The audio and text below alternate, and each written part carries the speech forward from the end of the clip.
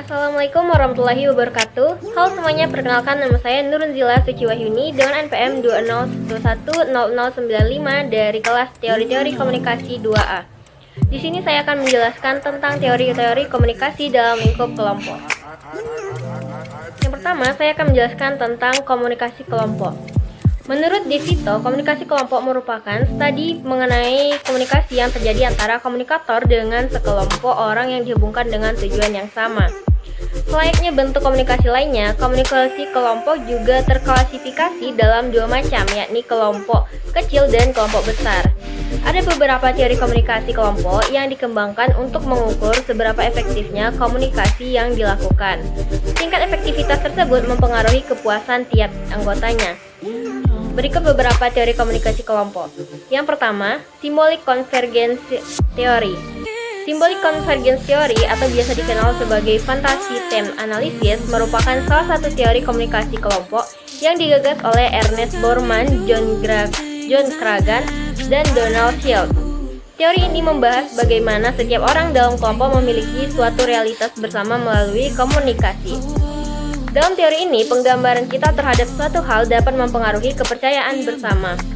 Adanya komunikasi memungkinkan tiap anggotanya untuk membicarakan penggambaran tersebut melalui percakapan dengan orang lain. Semakin sering dibicarakan, lama-lama hal tersebut akan diyakini bersama. Yang kedua, Groupthink Theory. Teori yang dikembangkan oleh Irving Janis dan kawan-kawan ini merupakan teori komunikasi kelompok yang berfokus kepada efektivitas kelompok. Fokus dari teori ini ialah bagaimana kondisi tertentu dalam menciptakan kepuasan kelompok yang tinggi, namun dengan output atau hasil yang tidak efektif. Kepuasan tersebut ada karena kohesivitas kelompok, yakni besaran derajat seseorang untuk menjadi anggota suatu kelompok.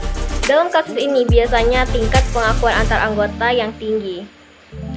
Yang ketiga ada socio-egocentric dan group-centric model. Joseph Bonito dan kawan-kawan melakukan kritik atas socio-egocentric model yang dikemukakan oleh Dean Howes melalui socio-egocentric dan group-centric model. Jika Howes berpendapat bahwa komunikasi dalam kelompok hanya dilakukan karena anggotanya memiliki kepentingan tertentu, maka Bonito dan kawan-kawan memiliki pendapat yang berbeda. Menurut Bonito dan kawan-kawan, selain memiliki kepentingan pribadi, para anggota kelompok juga melakukan komunikasi demi kepentingan bersama atau group-centric. Tentu saja, pendapat Bonito berlawanan dengan pendapat yang dimiliki oleh Howes.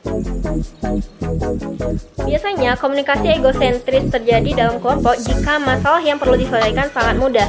Kelompok dibentuk dalam sebuah penelitian, hasil kerja yang dibutuhkan bersifat informasi dan prosedur, diskusi dilakukan di awal kelompok terbentuk, anggota kelompok memiliki keterlibatan yang rendah, dan anggota kelompok tidak memiliki sejarah bekerja bersama.